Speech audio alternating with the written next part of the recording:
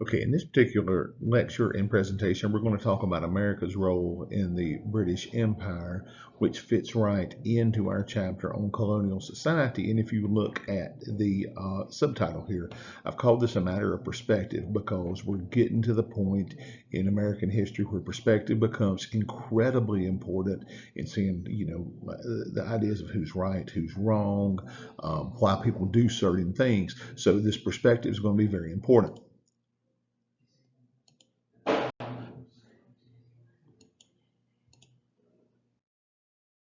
So why do we look at perspective? Okay, I've got here the good history, and I've used that in quotes because there's a lot of history that's not very good that you're going to come into contact with. It does not rely on one particular perspective or one point of view. And in this good history pieces together information from a variety of sources and points of view. In this case, we'll look at the British and the colonists. And the more perspectives that you have, it's going to provide a more complete view and understanding of the past, which is what we're all after in this course.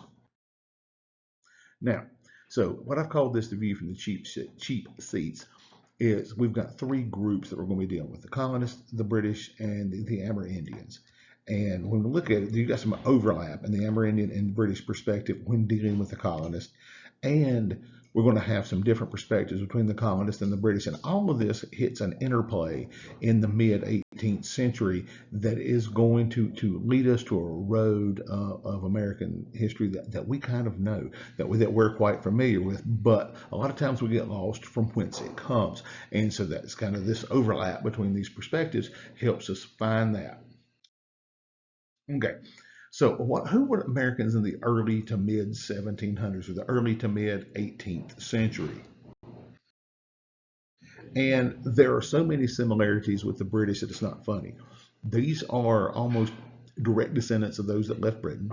They see themselves, they think of themselves as British. They speak English as its official language. The legal and political systems in these colonies are based on English common law. The political system, the election of representatives and some of the other things mimics what goes on back in England. They have a similar diet. They dress quite similarly. Same holidays, same pastimes. In short, these people are British, even though they happen to live in America. And I think if we lose sight of that, then we're not doing ourselves any good.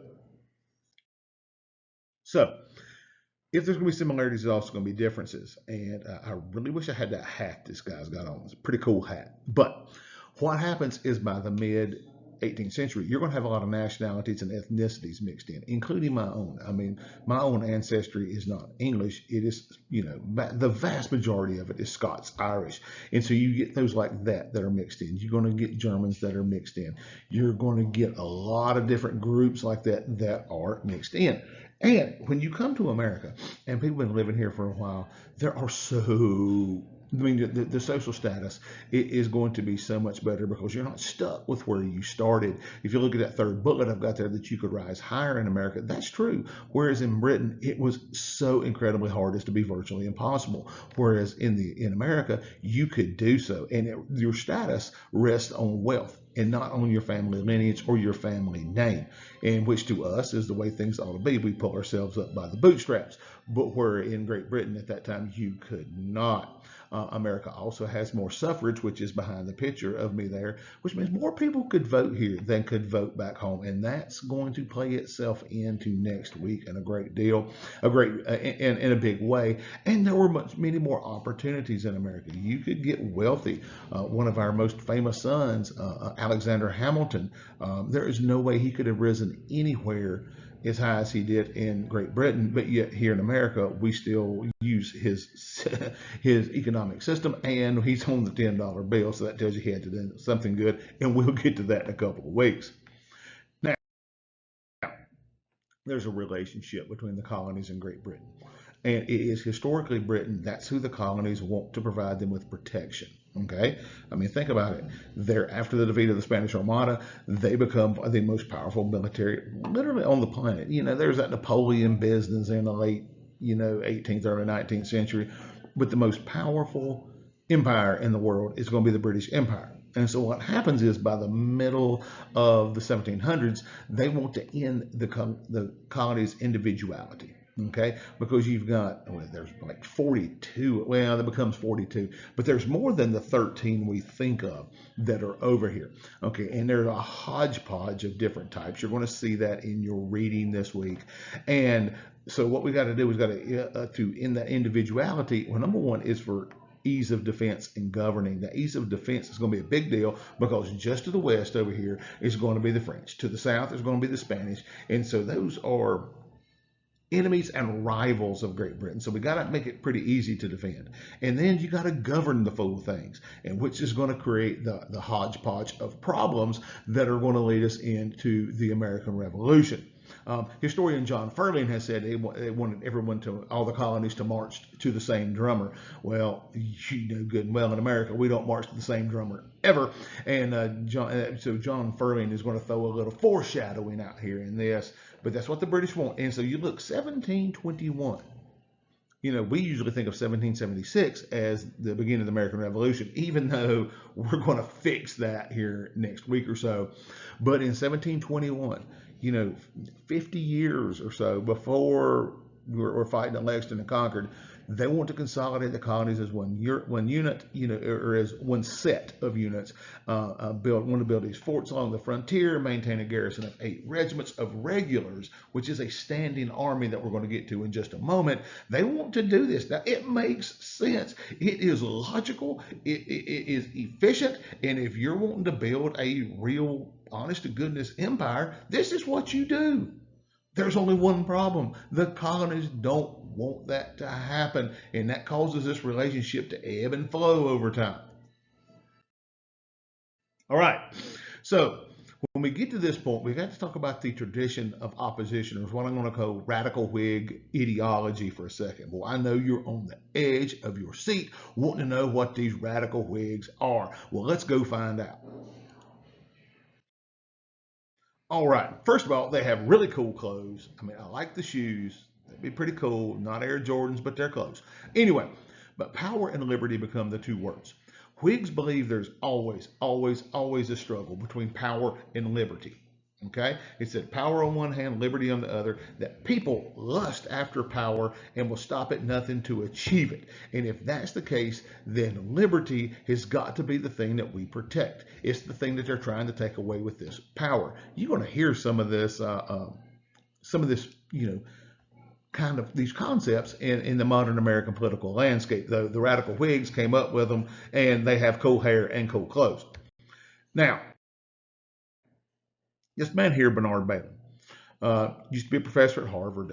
Matter of fact, one of my good friends, Dr. Sharon Sundu, this was her doctoral advisor. So, I mean, the guy knows what he's dealing with here. So what Bailyn is going to talk about is he says that basically that America, we inherited Ingalls, listen to me, that's a grocery store, England's radical Whig tradition of opposition. There's got to be an opposition party. The loyal opposition, I'm going to call it in a later lecture when we're dealing with the early Federalist era. Now, according to Bailyn in his analysis of Whigs, that power is brutal and ceaselessly active, that somebody's always trying to take power. And that liberty, according to the Whigs, was delicate and sensitive, and you have to protect it. That makes this next 50-something years of American history, all the way from 1721, all the way to, well, let's go to 1787.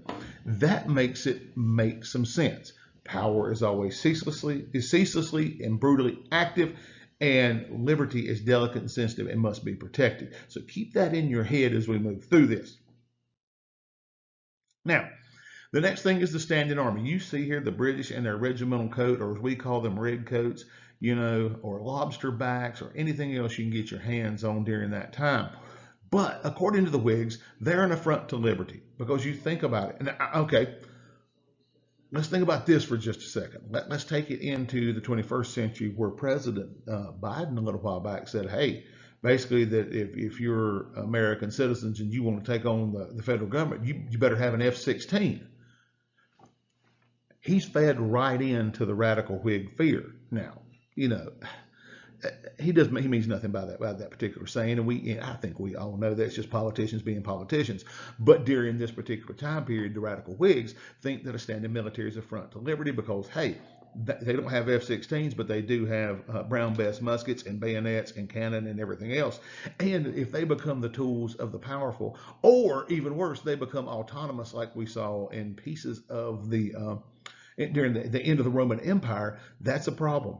They're an indicator, they're an agent of corruption because they can be used to make you do stuff. Okay, they can take things away and make you do stuff at the point of that bayonet that you see in the top of that picture. And the larger the army that the nation has, the more corrupt the power that they can create for themselves. So standing armies are a bad thing. And just remember, I said a minute ago, we're going to bring 8 regiments of regulars over to try to pacify, appease, and control this population. It seems that the British government's playing directly into the radical Whig ideas. So, standing armies as corruption, as we see of a reenactment here on the Village Green at Lexington. Armies aren't cheap.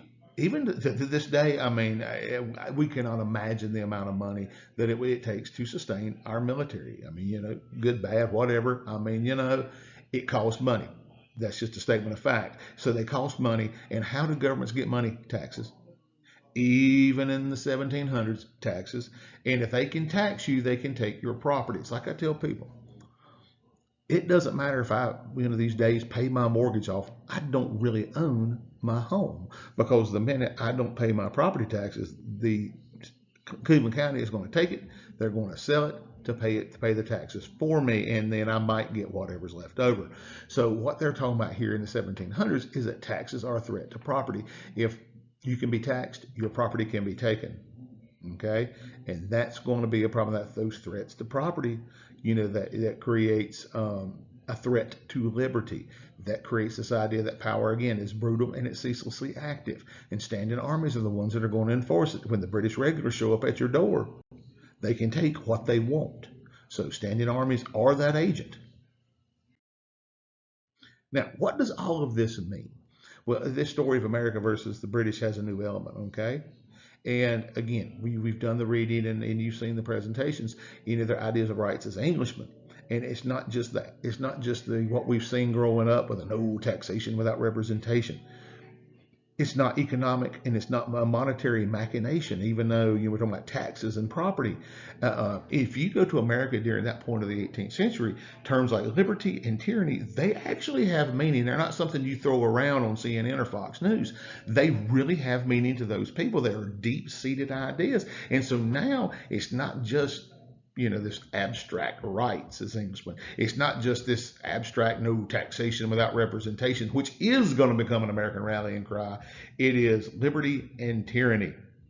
And as you see, here is a quote by Montesquieu about no greater tyranny, that which is perpetuated under the shield of law and in the name of justice. Folks, that didn't just apply to the 18th century. That applies to the 21st century as well. The Baron de Secondat, Charles Montesquieu, comes up with that. Now, so we got to get it in our head now that ideas of liberty and tyranny really, really, really do have meaning in America. And it's not just some thinly veiled veneer to talk about money. All right, so next step is the militia, okay? I get this crew that lives well up the road from me. I swear up and down, they've got to all be in the militia the way they look. So we just drive by every day and go, well, what's the militia doing today, boys? Anyway, property holding. That means owning property. That's going to be a new thing, and it's going to be a bulwark of the republic, or at least according to our founding fathers. Property holding citizens organized as a militia. That's what they say is the appropriate army and can counter tyranny. We're going to see that in the American Revolution. And at one point, I'm going to call it the mixed American military system on the battlefield. In my own book on Kings Mountain and Cowpens, I write about that militia and what they're good for and what they're not good for. But the Whigs think that is the appropriate army because they are the citizens. They come out when they're needed and go back when they're not. And they can keep that, standing army from needing to be large or needing to exist at all. Now, we're going to find that throughout American history, this idea of a standing army is going to ebb and flow. But eventually we figured out that we're going to need a standing army of some size and some repute. Now, if we go back to 1513 with Machiavelli's The Prince, he says that standing armies are nothing more than mercenaries or people that fight for money, whereas these militia, that we're fighting for our homes and our own property, which makes it a much more noble idea according to the Whigs. Makes sense. It's logical. Now, we come back to America and our relationship with Britain, and there's got to be some long-term stability. Both sides really want that, though they don't see it the same way or how to get there. And political and social stability depends on the property need to protect liberty. Okay. Now, what did I mean by the property need to protect liberty? I don't have need in there, but what happens is they're the ones with a vested interest. They're the ones with the property. And if you can take away property, you can take away liberty. All right. And then, like we just talked about, and how do we do that? By having this well-organized and well-trained militia, not these not these regulars floating around. We don't need that. What we need is a strong and well-regulated militia. And if you know anything about the Constitution, I just quoted part of the Second Amendment, though I didn't mean to. That's what the radical Whigs are going to say. So, how do you transmit ideas? There's no TikTok, no internet, none of that. People read. And in teaching high school classes and teaching college classes, I found out people don't like to read. But if you look at that first book, America was a very literate society. Okay? Americans could read. And what happens is, what are you reading to find this stuff out? See, when I grew up, we got the newspaper every day. Had to have the newspaper, so we would read it. And I wanted to read the newspaper like my daddy did. Now, okay, well, I don't think that Shelby Star even shows up except in the mail now, or it's online now. But that's not the point. That's not the point. The point of it is that people were literate, and these pamphlets, listen to me, these pamphlets were very popular. Okay, so you, instead of getting on Facebook or Twitter or X or whatever they call it today, people would read these pamphlets and you would pass them around from person to person. Right? And you see a bit of one in the background here. And the radical Whigs, they wrote all of the pamphlets, and they wrote a lot of them, and they used a lot of words. And one in the background is one of them, and it influences people here in America who write in our own now very or somewhat derivized version of English. So we're going to do that, but all of them have a pretty much the same core idea. We've got to defend liberty at all hazards, because once it's gone, it's not coming back. Okay, we hear political parties today talk about, but the radical Whigs were talking about it way back in the 18th century. You got to defend liberty, because once it's gone, and it doesn't matter what the price, you got to do it. So, leads us to one of the most crucial events in the history of America that most of us don't think about a whole lot, including myself. Okay, but in terms of our relationship with the British Empire, it is the key event. And in terms of, what will I call that, European imperial conflict, it is absolutely the crucial event. Okay, and we call it the French and Indian War. Why that? Why is that the big deal? Well, notice I've got numbers on these slides. So my gosh, there must be a lot here. And there is, but why this one? Again, I've told you it's the most important dynastic struggle of the 18th century, because it rearranges the balance of power among nations. France is going to lose its shirt. They are like in Vegas vacation when the daddy loses all the money at the crazy little casino. So with that decisive defeat, it does rearrange that balance of power and puts Great Britain, if they hadn't been in the driver's seat before, they are in the driver's seat afterward, though they have their own problems. And two, if we study the American Revolution, and I don't mean the War for Independence, that's just something inside the Revolution. If we study it from 1754, rather than 1763, which is pretty much when textbooks, especially ones you probably saw in high school, started. It's a good line of demarcation, but in 1754, the relationship is still relatively solid. Nobody knows the revolution's coming. Not a dang soul. Not even George Washington's hanging out in this war. Not even him. And we need to study it from an imperial as well as a revolutionary perspective, because I'm going to make the contention next week that it is the colonists who were being the conservatives and the British who were being the revolutionaries in this thing. And again, it's all a matter of perspective. So we started from basically 1754. It makes the rest of it make more sense. So number three, this violent, absolutely crucial imperial competition memorialized in the great book and film Last of the Mohicans. I mean, hey, who doesn't like that, right? It's followed by the British, a very troubled attempt to construct an empire. They've got it, but now they figure out we got to really make something out of it. And what they find is it's not that easy. Those efforts to specify and clarify the relationship, that begins a whole new chapter because we have not seen that in America at this point. And it's all of a sudden, it's like the little kid that comes back from college that first semester, and all of a sudden mom and daddy tell them, hey, you got a curfew and you got this, and they're figuring out, whoa, wait a minute, I've been doing what I want to for months, and now you trying to rein me in? That is probably the best analogy I can provide you with for this conflict. And then you look at the early years of the war. So now the British not only having to figure out how to deal with the French, but the only way to deal with the colonists, who are almost as troublesome as the real enemy, the French, is to exert real control. It's kind of like in a classroom. Sometimes you have that teacher who's got to put the thumb down on everybody because they're acting like a bunch of bozos. That's how they see the colonists. It's like, good gosh, not only do to deal with the French, we've got to deal with y'all too. And we're going to see some of that. And then the French and Indian War is about this control of the territory, okay, because Great Britain's going to get a lot out of this thing. And that leads to the question of governance. How are we going to do it, and who's going to be in charge of it, and who's going to go where? Well, the colonists and the British have very, very, very different ideas about that. So, what's the impact of this war? Now, you're going to see pieces of it in here. There is a completely different presentation, and I'm not going to do a video on it because that particular PowerPoint is self-explanatory if you go through it. Yelp does a pretty good job as well. But what's the impact of that war? So it's won now by the British and the colonists. Now what? So the British win for two big reasons. One's military. Okay, you got enough supplies, enough logistics, and you control the sea, you tend to win most wars, okay? Especially during the 18th century. The beans and bullets, those lines of support and controlling the sea, boom. And so that's what the British do.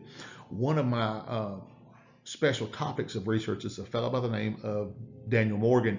And Dan Morgan lived up in the Shenandoah Valley of Virginia, and he's actually going to be part of this conflict. He is going to be hauling supplies for the British up to Wytheville and up to Fort Chiswell in Virginia. If you go up I-77, you will see some reference to Wytheville and Fort Chiswell. Now, so he's going to do that. We're going to get to him later because he's a whole lot of fun. He's my main man. But so not only we have military reasons, there are cultural ones. And William Pitt down at Pittsburgh is named after him. He decides that if we're going to do this and do it right and do it without it dragging on for a zillion years, that we're going to have to treat the Americans as allies and not subjects.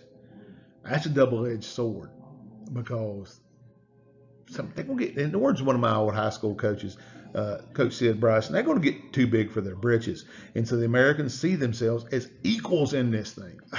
Here we go. Now you got a problem if you're the British. But Pitt figures out, rightly so, that's the only way to win this quickly and relatively easily. Then, all of a sudden, they begin to reimburse and pay for things. The British military had a long time had just impressed it. Means we're going to take it because the crown needs it. Well, that didn't work real good in America. And so they began to pay for things and to give receipts and reimburse for things at a pretty decent rate, what we would call the going rate. Well, again, that makes the Americans say, we're not subjects, we're equals in this thing. Okay, works real good as far as military necessity, works real bad when you're trying to control the colonies. So, Anglo-America is victorious. That's America and the British and the French and the Indians are defeated. There are a lot of joint operations. George Washington up at Fort Duquesne, up on the Monongahela. Again, it's you can read about that in the Yelp. You can read and see that in the other presentation. But what happens is The colonists and the regulars kind of combine. George Washington's doing that's why he's with Braddock there near modern Kennywood Park. That's why he's there, is he's leading part of the Virginia militia, or Virginia, what we may call state troops later, but militia. He's leading them with them, and the colonists, they enjoyed this. So they're fighting with the regulars, and they're doing a good job, and we're all part of one big happy community. And so they begin to erect monuments to these regulars that we tear down later, but we erect them then, and then the colonists see themselves, man, we're crucial to that victory, and you didn't win if we weren't with you. And it gives them a distinct sense of, behind my head, if this wasn't here, of self, okay, and importance. The British are treating the Americans as allies. They're reimbursing, and then they're buying things rather than impressing them. We're fighting joint operations. You can see where this is going. The colonists think of themselves as equals, and that's something the British desperately do not need, but they're getting it, and they're causing it. So, what about the economic impact of the war? Notice the big bags of money there. I keep saying, you know what, let me win that Powerball and none of y'all ever have to deal with me again. But what is that economic impact? It creates American prosperity. If you're on the winning side of a war, you almost always, your economy has a boom. Almost always, because there are exceptions, but this one's not one of them. And the Americans were on the winning side, and so there's a decade of prosperity, and a lot of these colonies are getting wealthy, and that's because of the money that the Pitt government is throwing over here, hand over fist. Supplies cost money. All these things cost money. And who's they're paying it to? The Americans. And so the colonists, not only do they see themselves as equals, not only are they, thinking, man, we're not really subjects anymore. Now we're getting rich too. Now, not everybody, obviously, but there is a general economic boom because of this. So, if you're the colonist, this is great. It's the best thing since sliced bread, which had not been invented. So don't get me wrong there. So, being the good, people that these Americans are, they've got some ideas, and they don't match the British, okay? Because now the war's over, we want to get on with what we were doing before. As Joe Dirt would say, man, we want to keep on keeping on. And these new lands we just won as part of the war, good maps in the other presentation, everything west of the Appalachian Mountains, all the way to the Mississippi River, maybe even beyond, just depending. We want to get in them, okay? We want to get in them, we want to take them, we want to homestead with them, and there's this assumption that now the war's over, the British are going to go back to the way it had been, this salutary neglect, or this benign state. No, they don't want to. We want stuff. We want them to go away. They're not going to, and they got some ideas about where we can and cannot go. So you see all those nice little arrows that popped up. That's where people are wanting to go. So, some post-war British ideas. Now, this picture here is Fort Ligonier up outside of Pittsburgh, and the sharp-eyed amongst you will notice that it's got some kind of rubber floor and a metal drain. That is not something that they would have had at the time, but hey, it's still a pretty good representation of Fort Ligonier. Now, what happens is these British decide, we've got this new, all this new area, we got to protect it, so we got to leave soldiers. Again, absolutely against radical Whig ideology, right? And Native Americans, Lord have mercy, there's all kinds of conflict with them, and the big one hadn't happened yet, but it's coming. We got to alleviate that. Now, we can't be dealing with that every time we turn around, sending soldiers over, costing us money, costing this, costing that. We got to organize it. We got to keep these people out of it so we know who's there and what we can do with it. That is absolutely diametrically opposed to what Americans thought at the time, and it certainly doesn't look like the colonists are any kind of equal if the British do this, so we've got trouble brewing. Which goes back into this idea of sovereignty and fear. Liberty, power, sovereignty, fear, they go together. Now, each colony from 1607, and if you saw this one under here, it says the Charter of 1606, which was when the Virginia colony was chartered. Every single colony has a long history as a separate entity, especially in 1712 when we cut South Carolina off, thank goodness.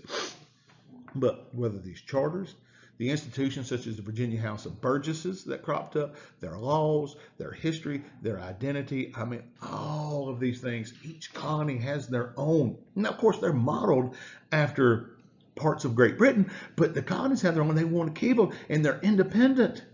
Oh my goodness, are they independent from each other? I mean, Massachusetts doesn't want to deal with what we're dealing with in North Carolina, and we can't tell them what to do, and they can't tell us what to do. We sure none of us want Great Britain to be telling us what to do. Okay, that's going to that extended period of sovereignty and self-rule is going to be that's creating a huge issue for the British. So.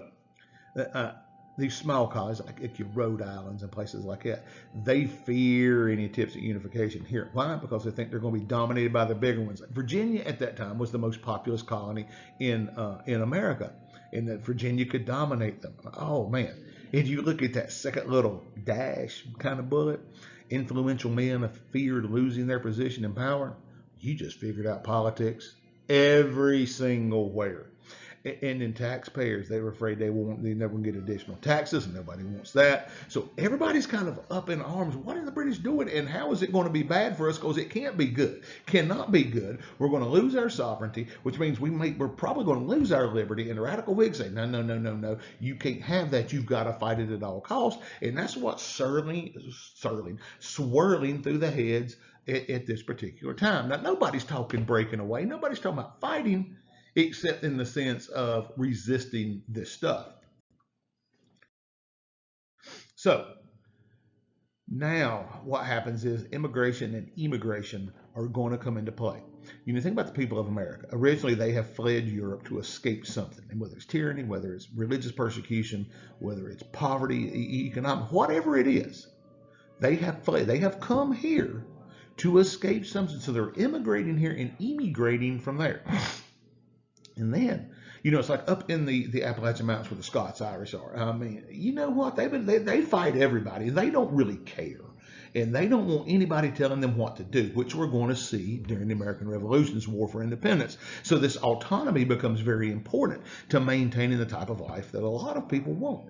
And all of this talk of consolidation and taxation and leaving the regulars and this, that, and the other, oh man, that's like we're moving in the wrong direction. We don't need that. So that becomes part of the thought process as well. So what are the British fears? Okay, British have got a lot of fear. And they figure out way too late, I might add, that if these colonies band together, that there is no controlling them. They are too far away, and there's too many of them.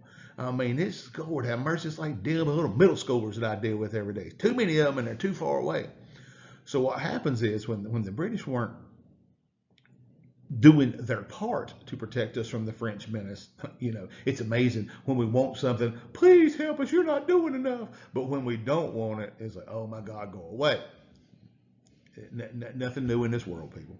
But what, you know, the Albany plan with this idea that all these different colonies would band together to fight the French. Great idea. Okay, great idea. Join or die. You got to love that particular motif is going to be used in all kinds of political movements later. It's a great idea for America. Hey, they can't get over it quick enough. We got to band together to protect ourselves. But if you're Great Britain, you're going, uh-oh. If they ever figure out if they can band together, we're going to lose them. They're going to do what they want to, and we're not going to be able to stop them. Or as one person said, it could lead to, quote, an independency. And I can't remember which one of them British yokels said that, but it's one of the, maybe it was Lord North. Anyway, don't even worry about it. But this idea that it could lead to an independency, this is the 1750s. We don't fight at Lexington and Concord until 1774. We don't throw tea in the harbor until the early 1770s. We don't have a Declaration of Independence until 1776. This is 20 years beforehand. And that, what, you know, if you could see that last bullet down there, it says it can make the colonies as formidable as the French, who are the British sworn and mortal enemy. And so now you can't let them band together, even though it seems like it'd be a pretty good thing. You know, they could kind of handle their own defense. But if they can do that, they can band together against you. So, oof, this is bad. So George Washington over there on the right, check out the cool red suit and the blue coat. What happens is America, over these couple hundred years, has developed their own dialect and their own words. And that may not seem like a big deal, but it is, okay? When you hear people talking about opening the bonnet of a car in Great Britain, we thought that's opening the hood. Or put this in the boot. The boot we call the trunk. No big deal. We always kind of laugh at it today. Or as they said during the Second World War, we are a people separated by a common language. But that dialect and those words kind of show this drifting apart from Great Britain. Scots, Irish, they don't like the British. The Germans never really did like the British. You've got groups like that. You've got the Irish nation. They don't like anybody. The Scots, Irish don't like anybody. The Germans are like, just leave us alone and let us do. And then during the war, there was some American behavior that's probably not our finest hour. Didn't send as many militia as we should have. We traded with the French, made a lot of money off of it. Charged exorbitant amounts for things, this profiteering we would call it today. All of that shows these colonies are not the stalwart allies that the British thought they were. And the Americans, for their part, think they're just looking out for themselves because nobody else is going to. So it's not a great solution, but the British are going to come up with a solution. I call it here the British solution, and it's something different. So, as we set the stage, you get to before the war, many of them that thought it should exert more control over the colonies, no matter what. Like I told you, 1721. And if you look here real close at this, you see since the 1680s, they've been kind of wanting to do it, but a series of wars thwarted it. Yeah, because the colonies just weren't that important to them at that time. And that series of wars, oh my, we're not even going to go into them, because that's something you learn in the Western Civ class. They're part of a bigger issue because of the money and the debt that's racked up. Okay, and the British, quite logically and correctly, in my opinion, think that the colonies ought to help pay part of that debt because a lot of it was racked up to protect them. Now, the colonies obviously do not see it that way. They say, listen, we did our part. We helped you out. Without us, you wasn't winning. So it is really and truly, like I said at the beginning, a matter of perspective. All right. So two components of this revolutionary solution that they come up with, that attempts to end the sovereignty of the colonies and attempts to establish that standing army in America, two things that are anathema to radical Whig ideology and the idea of liberty being passive, and that tyranny is, and it is an example of tyranny being ceaselessly active. Okay, and they, again, didn't just happen there, but they've come to the forefront at the end of this French and Indian War. So, as you can tell, there was no color photos back then, so this is not a period photograph. Matter of fact, I think I just grabbed this one off the web. But we've got some regulars in America, that standing army that nobody really wants except the British, under the auspices of, let's keep an eye on the French. There's a lot of French colonists. They're really not, but whatever. There are some. So we got to keep an eye on them. They may not be loyal. Two, got to keep an eye on the Indians because they're not real happy about this outcome, and they're sure not going to stand for it. And we've got a lot of officers during this war, people, that kind of were promoted, others that bought into the army. We got to keep them employed, and all of it cost cash, big cash. And the colonists, sorry, this is for y'all. Y'all got to pay. So you can see this is going to be about as appetizing as nothing. So why should the colonists pay? Again, matter of perspective. They've benefited more than anybody from that war. We did. There's no other way to look at it. We benefited more than anybody. Hey, the French are gone. Indians kind of sort of maybe subdued a little bit. Our taxes were already very low, unlike today. The only thing that we paid to the crown at that point in time was these customs duties or import taxes, which is so extremely low. So we've got all of that going on. So I think the colonists are benefited. You need to pay for that benefit. Oh, and as you saw in that last little bullet here, this whole army that was sent here was designed to protect us. So there we go. So what are the 4 post-war goals of Great Britain? These, and again, set by the king, old crazy King George III. Number 1, you got to create a secure and financially stable empire. I can't fault him. I simply cannot fault the guy. Number 2, institute some political order in the conquest. No problems there, right? It makes sense. We've got to get this thing running right, okay? Number 3, restore peace with the Indians. Why? Because that's the last group that can really mess you up that we're going to see in a few minutes. So far, King George III is 3 for 3. And the fourth would use that prosperity of the older colonies to strengthen the empire. This is the only one that there might be some ability to quibble with. And even then, on the whole, you're looking at it going, I see why. But the colonies are like, oh my God, no, we can't have this happen. Oh, they're being bad, they're being mean, they're being terrible. Oh my goodness, what we're going to do? 3 of these 4, anybody's got any sense would do. And the 4th one makes sense too. And so these create the potential for serious friction, okay? From the point of view of what the heck are we doing in this empire? And what are they trying to do with us? They're trying to beat us down. They're trying to take stuff away. Then the British issued the Proclamation of 1763. That's one of those steps to have peace with the Native Americans. And you can see on the little map there that line that runs just to the west of us here in western North Carolina. And it was always designed to be temporary, okay? But it was designed to stop the conflict right now, okay? We need to stem the flow, or the flow here. I got flood here. I like flood better. We got to stem that flood of settlement west, okay? Can't let people just run out there. You're going to make the Native Americans mad. We got to know who's there. We got to know how many are there. We got to make it orderly. And it's going to save money, which means less taxes for you colonists because there's not going to be wars with the Indians. Well, sometimes you can't talk good sense to people. So this Proclamation of 1763 becomes a very thorny subject, even though, depending on your perspective, especially from the British perspective, it looks like a really cool thing. And, it's logical to me. However, to the colonists, trying to take something away from us. We won this war for you. Now we're going to take what's ours. Right, and there's a bigger picture of it right there. So the next thing we have, we got the Admiralty Courts here.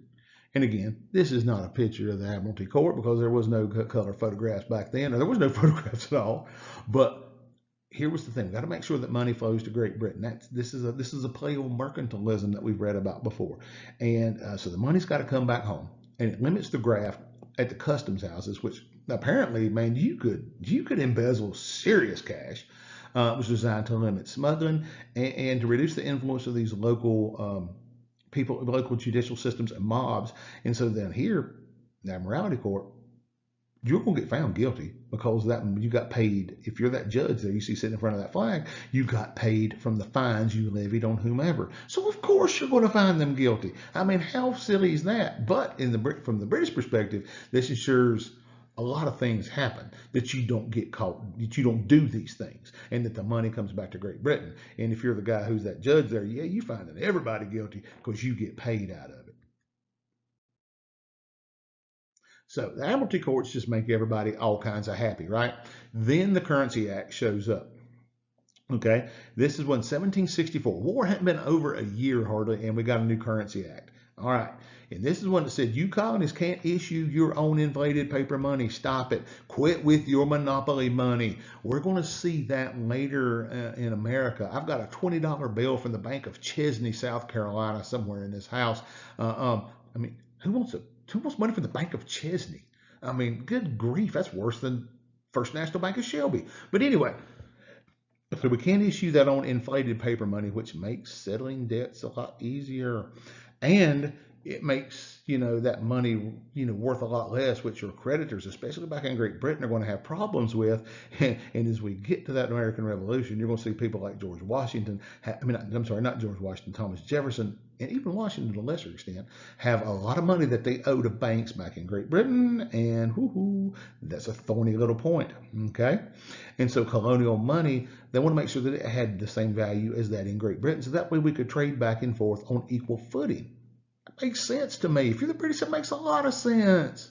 I mean, my goodness, no, you can't just make up your own money. Oh my gosh. I mean, we may as well play with monopoly money, as we would say here in modern America.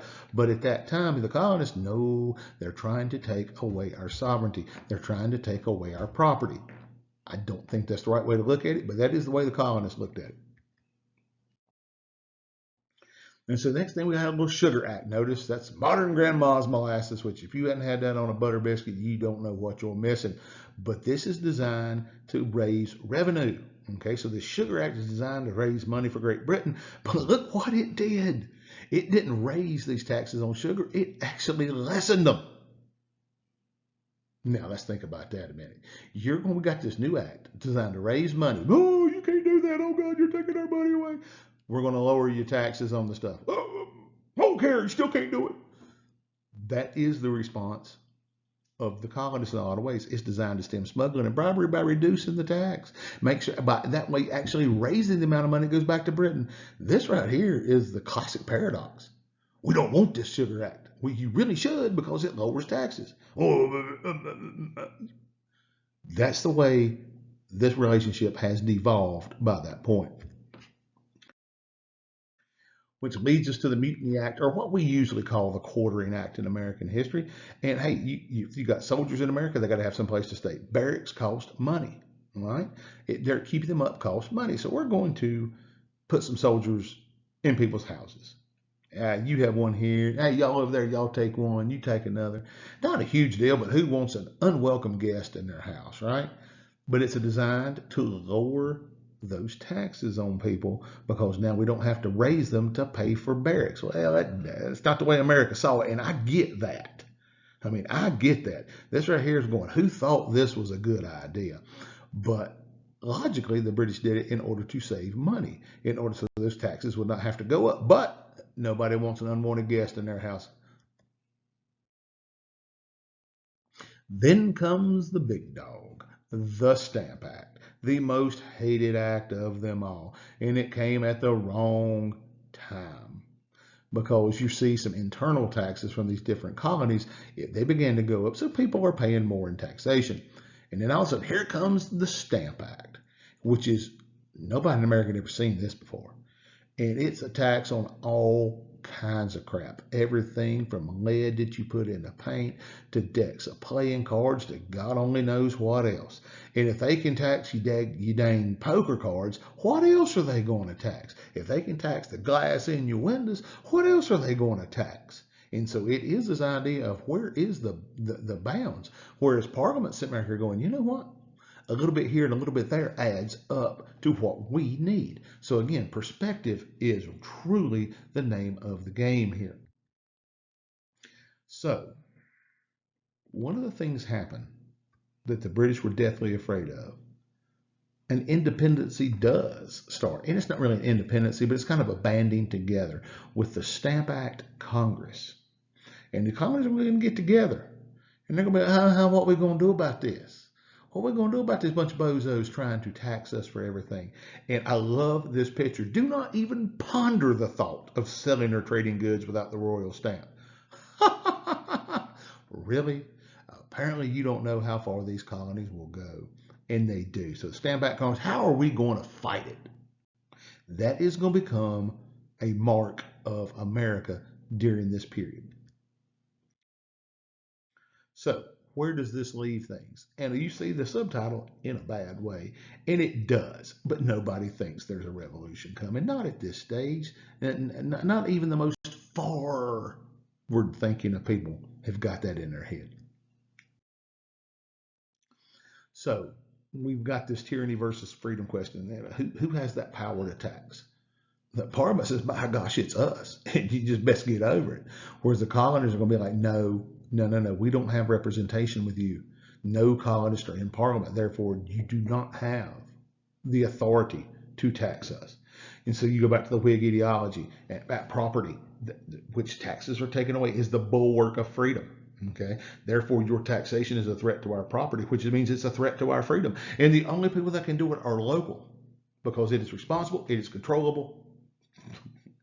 Okay, keep believing that if you want to, but that's what they're going to say. And Parliament, again, we can tax you whenever, however, and how much we want to. There's your fight right there. And so what happens is we see the Whig ideology is expressed because the Stamp Act becomes seen as almost a form of slavery. And you're going to see that even like when Patrick Henry in his Give Me Liberty or Give Me Death, he talks about, shall we be in chains and slavery? Forbid it. You know, he goes off on that. That becomes some imagery that you're going to see. And so you got a lot of protests. They're pretty violent. You did not want to be a British, stamp collector or customs official. You did not want to be one because you might get roughed up a little bit. In New England, you have all these town meetings talk about our rights as Englishmen, blah, blah, blah, blah, blah. If you were Englishmen back in Great Britain, you pay in this stuff, whether you like it or not. But don't threaten us with a good time and let us, sit around as Americans, sit around and fuss about whatever we want to fuss about. And so what happens is you do get some forward-looking people, and they do begin to analyze the colony's role in the empire. Like Benjamin Franklin, who's the one who came up with the snake vision of join or die. I mean, you get men like him who are pretty darn smart, and they start saying, where do we fit in here? Even to John Adams, where do we fit in here? And so what they're going to determine through a lot of different mental gymnastics, and some of it logical, others of it contrived, is that Parliament's rights over the colonies are limited. Okay, and you're going to see that as we get to the shooting part, and that Parliament says they can't tax us because no taxation without representation is the very definition of tyranny. Okay, they may have a slight point there. They really do.